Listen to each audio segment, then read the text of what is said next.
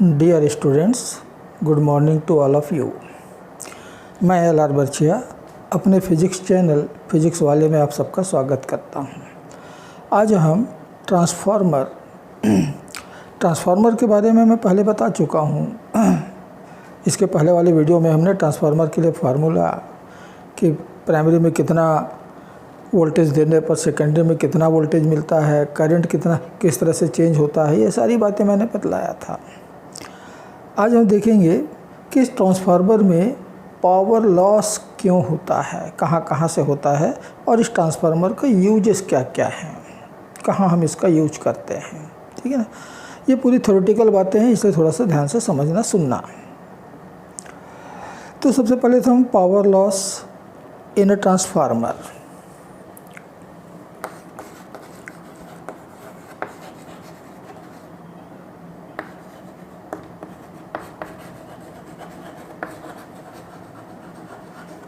Power loss in a transformer, तो पहली power loss है उसको हम कहते हैं कॉपर लॉस।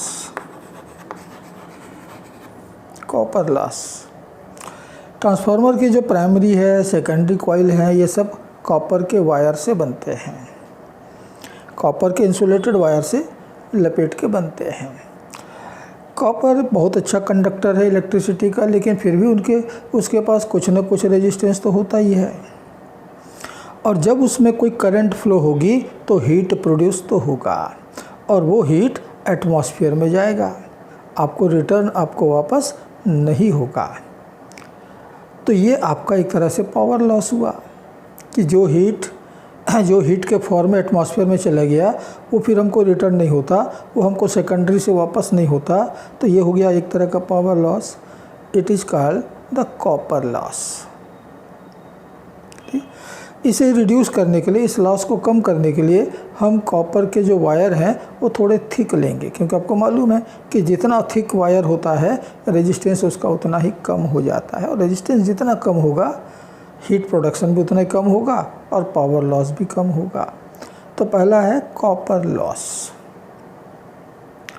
सेकेंड है आयरन लॉस।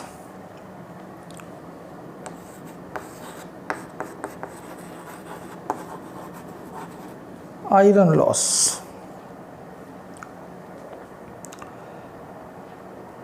जब प्राइमरी में AC फ्लो होता है, यानी कि एक वेरिएबल करंट फ्लो होता है, तो एक वेरिएबल मैग्नेटिक फील्ड बनता है। करंट बढ़ा तो मैग्नेटिक फील्ड बढ़ा, करंट घटा तो मैग्नेटिक फील्ड घटेगा। और तब उस आयरन के कोर में, जिसके ही ऊपर हमने प्राइमरी और सेकेंडरी कॉइल लपेटा हुआ है, उस आयरन के कोर में एडी करंट फ्लो होता है। एडी करंट मैंने एक वीडियो बनाया है, आप देख लीजिएगा। उस एडी करंट जो है ये भी जूल्स लॉ के अकॉर्डिंगली हीट प्रोड्यूस करता है, और जब हीट प्रोड्यूस होता है तो वो हीट एटमॉस्फेयर में चला जाता है, सराउंडिंग में चला जाता है। और यदि वो सराउंडिंग में चला गया, एटमॉस्फेयर में चला गया, यानी हमारे लिए वो लॉस हो गया, फिर हमको रिटर्न नहीं होगा। इस लॉस को हम कहते हैं आयरन लॉस। ये आयरन लॉस है। इसे ही मिनिमाइज करने के लिए हमने आयरन का जो कोर है उसे एक सिंगल पीस से नहीं बनाया, उसको लेमिनेटेड बनाया है। क्योंकि जो एडी करंट है ये डिपेंड करता है area of the surface of the conductor, कि जिस कंडक्टर में ये प्रोड्यूस हुआ है उसके कितने एरिया में फ्लो हो सकता है, क्योंकि ये सरफेस एरिया में फ्लो होता है एडी करंट। और आप सरफेस एरिया जितना ज़्यादा रखोगे, जितना ज़्यादा बढ़ा दोगे, करंट के रास्ते में आने वाला रेजिस्टेंस भी उतना ज़्यादा हाई हो जाएगा, और जब करंट हाई होगा, रेजिस्टेंस हाई होगा तो करंट लो हो जाएगा, यानी एडी करंट की मैग्नीट्यूड कम हो जाएगी, और करंट जितनी कम होगी हीट प्रोडक्शन उतना ही कम हो जाएगा, हीट प्रोडक्शन उतना ही कम हो जाएगा। और इस तरह से ये जो आयरन लॉस है ये रिड्यूस हो जाता है। किसके कारण? Due to laminated core. तो लैमिनेटेड कोर का एडवांटेज क्या है? It reduces iron loss. ठीक, और ये लॉस कम हुआ तो हमारे ट्रांसफार्मर की एफिशिएंसी बढ़ जाएगी, यानी आउटपुट हमको ज़्यादा पावर अवेलेबल होगा, मिल जाएगा। तो ये था आयरन लॉस, और इसी को रिड्यूस करने के लिए हमने कोर को लेमिनेटेड बना रखा है। तीसरा है hysteresis loss. Hysteresis loss, AC के हर एक साइकिल में आधे समय तक करंट पॉजिटिव डायरेक्शन में और आधे समय तक करंट नेगेटिव डायरेक्शन में फ्लो होता है। जब करंट पॉजिटिव डायरेक्शन में फ्लो हो रहा है तो आपका जो कोर है वो एक डायरेक्शन में मैग्नेटाइज हुआ, मान लो ऊपर वाला एंड नॉर्थ पोल और नीचे वाला एंड साउथ पोल के समान बिहेव कर रहा है या बनता है। लेकिन जैसे ही करंट की डायरेक्शन बदलती है ये मैग्नेटाइजेशन भी चेंज हो जाता है। अब ऊपर वाला साउथ पोल के समान काम करेगा, नीचे वाला नॉर्थ पोल। तो पहले तो नॉर्थ साउथ ऊपर नीचे था, अब नॉर्थ साउथ नीचे ऊपर हो गया, यानी जहाँ नॉर्थ था वहाँ साउथ प्रोड्यूस हो गया, जहाँ साउथ था वहाँ नॉर्थ प्रोड्यूस हो गया। तो ये कैसे पॉसिबल है? तो ये तभी पॉसिबल है जब आपका जो कोर जो पहले मैग्नेटाइज हुआ था, एक मैग्नेट बना था, उसको पूरा डीमैग्नेटाइज करो और फिर उसको अपोजिट डायरेक्शन में रीमैग्नेटाइज करो, यानी मैग्नेटाइजेशन फिर डीमैग्नेटाइजेशन फिर रीमैग्नेटाइजेशन। ये पूरे साइकिल में ये चलता है। हर एक साइकिल में क्या होगा? Magnetisation, then demagnetisation, then remagnetisation, opposite direction में रीमैग्नेटाइजेशन। ये हर साइकिल में होता है। और किसी मैग्नेटिक मटेरियल को आपको मैग्नेटाइज करना है तो एनर्जी चाहिए, और उसे डीमैग्नेटाइज करना है तो फिर एनर्जी चाहिए। तो ये मैग्नेटाइजेशन और डीमैग्नेटाइजेशन में जो एनर्जी लॉस हो रहा है इसे ही हम कहते हैं हिस्टेरेसिस लॉस।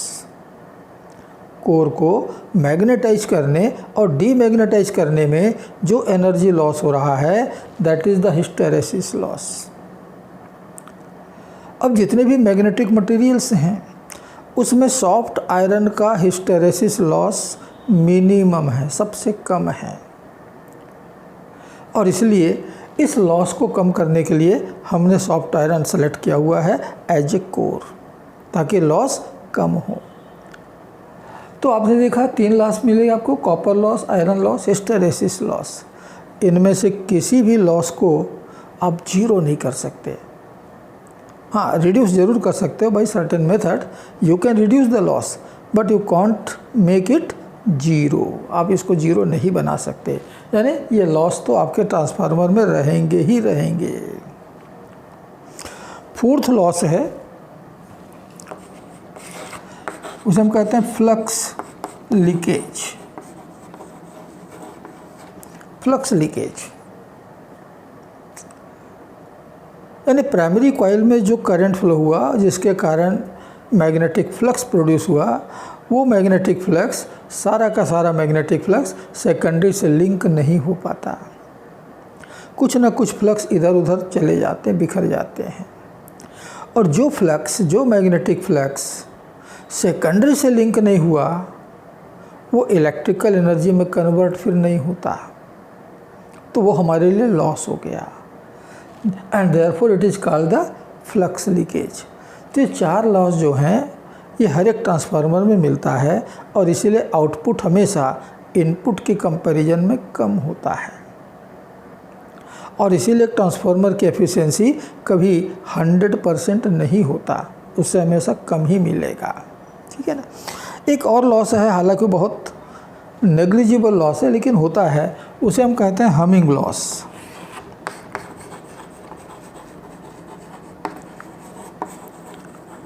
हमिंग लॉस,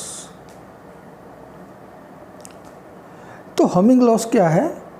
तो जब ट्रांसफार्मर वर्क करता है, आप उसके प्राइमरी में एसी सप्लाई करते हो, सेकेंडरी से एसी लेते हो, यानी आपका ट्रांसफार्मर वर्किंग ऑर्डर पे आ गया है, तो वहाँ से हल्की हल्की आवाज़ सुनाई देती है, इसको कहते हैं हमिंग। हल्की सी साउंड प्रोड्यूस होता है। अब ये साउंड भी तो एनर्जी है, और कहाँ से प्रोड्यूस हुआ, तो आपने प्राइमरी को जो एनर्जी दिया है उसी का एक पार्ट साउंड एनर्जी में कन्वर्ट हो रहा है और हमको एक हल्का सा साउंड सुनाई दे रहा है। और जो एनर्जी साउंड में कन्वर्ट हो गया वो फिर वापस रिटर्न नहीं होगा, वो हमारे लिए लॉस हो गया। हालांकि ये लॉस बहुत कम है, बहुत नेग्लिजिबल होता है। साउंड एनर्जी बहुत लो कैटेगरी की एनर्जी होती है। ठीक, मुझे याद है कि बहुत पहले जब हमारे कंट्री में केवल एक ही चैनल होता था, दूरदर्शन, ये तमाम जो प्राइवेट चैनल्स हैं ये उस समय नहीं आते थे, केवल एक ही चैनल होता था, दूरदर्शन, और वो भी शाम को कुछ समय के लिए प्रोग्राम देता था। केवल संडे के दिन सुबह और शाम दोनों टाइम में प्रोग्राम देता था। तो संडे के दिन दूरदर्शन में एक प्रोग्राम आता था, टर्निंग पॉइंट, जिनके होस्ट गिरीश कर्नाड हुआ करते थे, जो कि एक जाने माने फिल्म डायरेक्टर थे, गिरीश कर्नाड। इस प्रोग्राम में आप जैसे स्कूल के बच्चे, पूरी कंट्री के स्कूलों के जो बच्चे हैं, वो साइंस से रिलेटेड अपने कन्फ्यूजन या अपने डाउट या अपने क्वेश्चन दूरदर्शन के सामने रखते थे और उन सभी क्वेश्चन का जवाब, उन सभी क्वेश्चन का आंसर प्रोफेसर यशपाल शर्मा दिया करते थे, जो कि प्राइम मिनिस्टर के साइंस एडवाइज़र हुआ करते थे, जाने माने वैज्ञानिक थे हमारे देश के, वो दिया करते थे। तो उस प्रोग्राम में मुझे अभी भी याद है कि चेन्नई के एक बच्चे ने एक क्वेश्चन पूछा था, 8th क्लास के बच्चे ने। उस समय हमारे वर्ल्ड की जो पॉपुलेशन थी वो 6 अरब हुआ करता था, 6 अरब। तो बच्चे का क्वेश्चन था कि पूरी दुनिया में जितने भी हम आदमी हैं, 6 अरब आदमी हैं, ये सब मिलकर के पूरी ताकत के साथ एक साथ चिल्लाएं तो कितनी एनर्जी प्रोड्यूस होगा। तो प्रोफेसर यशपाल शर्मा ने कहा था कि केवल उतनी एनर्जी प्रोड्यूस होगी जिससे कि एक मारुति 800 रन कर सके, बस उतनी एनर्जी प्रोड्यूस होगा। तो क्यों? क्योंकि साउंड एनर्जी बहुत लो कैटेगरी की एनर्जी है, यानी हम जो एनर्जी कंज्यूम कर रहे हैं, जिससे कि हम साउंड प्रोड्यूस कर रहे हैं, ये बहुत थोड़ा सा है और ये नेचर ने जानबूझ के बनाया हुआ है। यदि ये हाई एनर्जी होता, ये हाई कैटेगरी की एनर्जी होता, तो आदमी अपने भोजन से जितनी एनर्जी गेन करता है उसमें से अधिकांश तो वो बोलने में खर्च कर देता, तो फिर बाकी काम क्या कर पाएगा वो। और इसलिए नेचर ने इसको ऐसा रखा हुआ है कि साउंड के लिए जो एनर्जी लगे वो बहुत कम हो। तो ये एनर्जी बहुत कम है और वैसे मैंने कहा ना, बहुत हल्की सी साउंड आती है, तो इसकी इंटेंसिटी भी बहुत कम है और इसलिए ये एनर्जी लॉस नेग्लिजिबल है, लगभग जीरो ही है मान के चलो। और इसीलिए बहुत से बुक्स में ये एनर्जी लॉस आपको मिलेगा भी नहीं। ये मेन 4 एनर्जी लॉसेस हैं और इसी के कारण आपका ट्रांसफार्मर की एफिशिएंसी जो है कभी 100% नहीं होता। अब इसका यूजेस, ट्रांसफार्मर का यूज कहाँ करते हैं हम, तो इसका मेन जो यूज है वह है पावर ट्रांसमिशन एंड डिस्ट्रीब्यूशन में। पावर ट्रांसमिशन एंड डिस्ट्रीब्यूशन में इसका हम यूज करते हैं।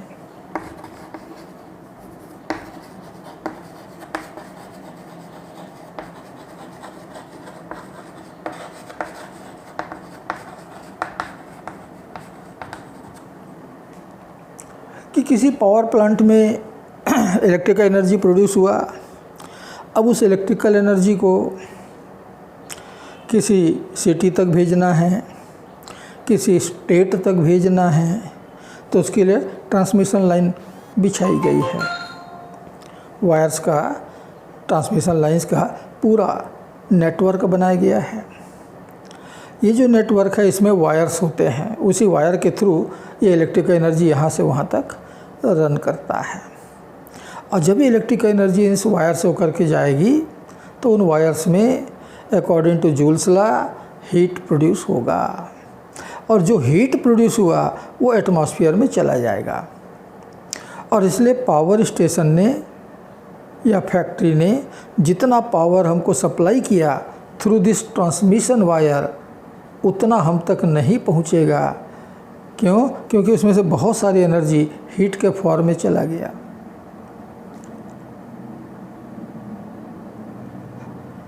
लेकिन हमारी जो पावर कंपनी है वो तो हमको चार्ज कितना करेगा, जितना उसने दिया उतना ही चार्ज करेगा, और उस चार्ज से हमको जितना मिलना चाहिए था उतना नहीं मिला। तो क्या होगा, हमारे लिए वो बिजली महंगी हो जाएगी। कि हमने 1 मेगावाट का डिमांड किया, उसने 1 मेगावाट ट्रांसमिशन लाइन के थ्रू हम तक भेजा, उसने 1 मेगावाट का जो भी कॉस्ट है हमको चार्ज कर दिया, हमने दे दिया, लेकिन हम तक पहुंच 1 मेगावाट नहीं रहा है, उससे कम पहुंच रहा है। तो 1 मेगावाट के कॉस्ट में हमको 1 मेगावाट नहीं मिल रहा है, आधा ही मेगावाट मिल रहा है, मान लीजिए आधी एनर्जी लॉस हो गई। तो हमारा बिजली का कॉस्ट जो है वो जस्ट डबल हो गया। और जब हम उसको अपने कस्टमर को डिस्ट्रीब्यूट करेंगे तो हम तो बिजली कंपनी को जितना फैक्ट्री को जितना हमने चार्ज दिया वो, और प्लस हमारे जो खर्चे हैं वो सब जोड़ करके हम अपने कस्टमर से वसूल करेंगे, तो हमारी बिजली का कॉस्ट बहुत बढ़ जाएगा, हमारी बिजली का कॉस्ट बहुत बढ़ जाएगा। इससे बचने के लिए अच्छा फिर पावर क्राइसिस भी होगी कि हमारे सिटी में ज़रूरत थी, हमारे गांव में ज़रूरत थी 1 मेगावाट की, लेकिन हमको मिला है केवल आधा मेगावाट। तो आधा मेगावाट से हम सबको बिजली सप्लाई नहीं कर सकते, तो क्या होगा, एक हिस्से को दो, एक हिस्से को अभी अंधेरे में रखो, फिर इसको कट करके फिर दूसरे हिस्से को दो, ये चलेगा, पावर कटौती चलना स्टार्ट हो जाएगा, यानी पावर क्राइसिस भी आ जाएगी। तो हमको इससे भी बचना है। सबसे बड़ी बात तो ये कि जो लॉस हो रहा है उसको कम करना है ताकि पावर क्राइसिस न बने। तो उसके लिए हम इन ट्रांसफार्मर का यूज करते हैं। कैसे यूज करते हैं, देखो कि आपका पावर स्टेशन हुआ, इस पावर स्टेशन में जो इलेक्ट्रिसिटी बनती है वो लो वोल्टेज और हाई करंट का होता है, और हाई करंट का होता है। तो इस हाई करंट को यदि आप ट्रांसमिट करेंगे थ्रू वायर, तो आपको मालूम है कि हीट प्रोड्यूस होता है H=I²RT। अब I बहुत ज़्यादा है तो हीट प्रोडक्शन भी ज़्यादा होगा, बहुत सारा हमारा पावर, बहुत सारी हमारी एनर्जी जो है वो हीट के फॉर्म में लॉस हो जाएगा। इससे बचने के लिए क्या करना होगा, हमको करंट को लो करना होगा। तो क्या करते हैं, इस इलेक्ट्रिसिटी को हम स्टेप अप ट्रांसफार्मर में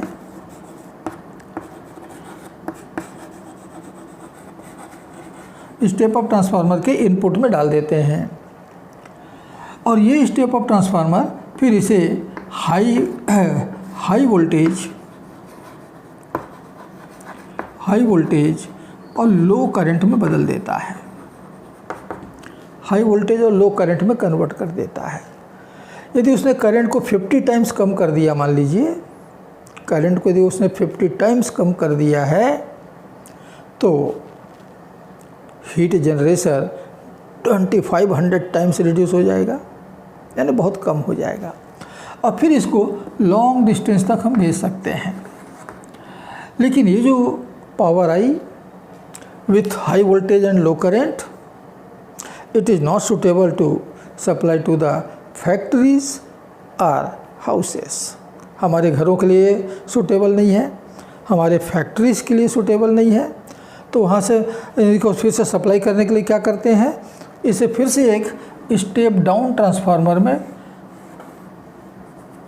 लेते हैं। तो हमने इसको स्टेप डाउन ट्रांसफार्मर में इनपुट में डाल दिया।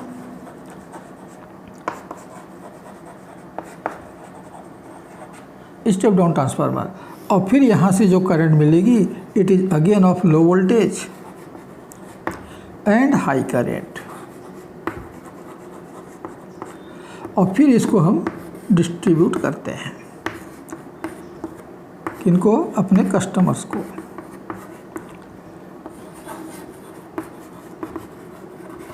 डिस्ट्रीब्यूट करते हैं।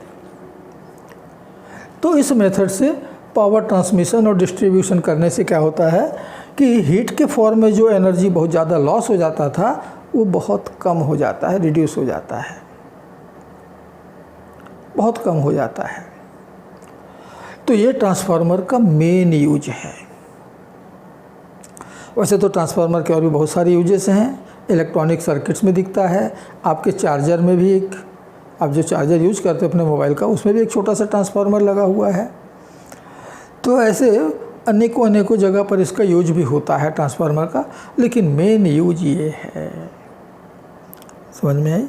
तो बच्चों ये था ट्रांसफार्मर, उसके एनर्जी लॉसेस और उसका मेन यूज। मैं समझता हूँ सारी बातें आपको क्लियर हो गई हैं। फिर भी यदि कोई डाउट है तो आप मुझसे कांटेक्ट कर सकते हैं, मैं आपके डाउट क्लियर करूँगा। अब यदि बच्चों इस चैनल के टीचिंग, इस चैनल के कंटेंट आपको पसंद आ रहे हों तो वीडियो को लाइक करें, शेयर करें और दोस्तों में शेयर करें और चैनल को सब्सक्राइब भी कर लें। तो नेक्स्ट वीडियो तक के लिए अब आप सबसे मैं विदा लेता हूँ। नमस्कार, जय हिंद।